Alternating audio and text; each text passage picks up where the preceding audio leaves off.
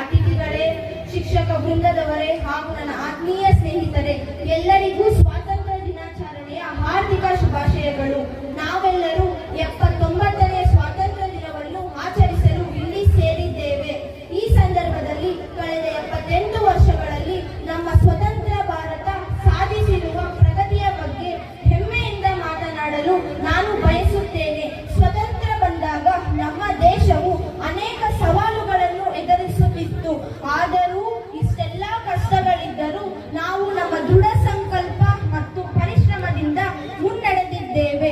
ಒಂದು ಕಾಲದಲ್ಲಿ ಆಹಾರಕ್ಕಾಗಿ ವಿದೇಶಗಳ ಮೇಲೆ ಅವಲಂಬಿತವಾಗಿದ್ದ ನಾವು ಇಂದು ಆಹಾರ ಉತ್ಪಾದನೆಯಲ್ಲಿ ಸ್ವಾವಲಂಬಿಗಳಾಗಿದ್ದೇವೆ.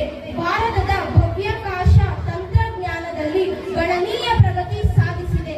ಚಂದ್ರಯಾನ 3 ಯಶಸ್ಸು ಇಡೀ ಜಗತ್ತೇ ನಮ್ಮನ್ನ ನೋಡುವಂತೆ ಮಾಡಿದೆ.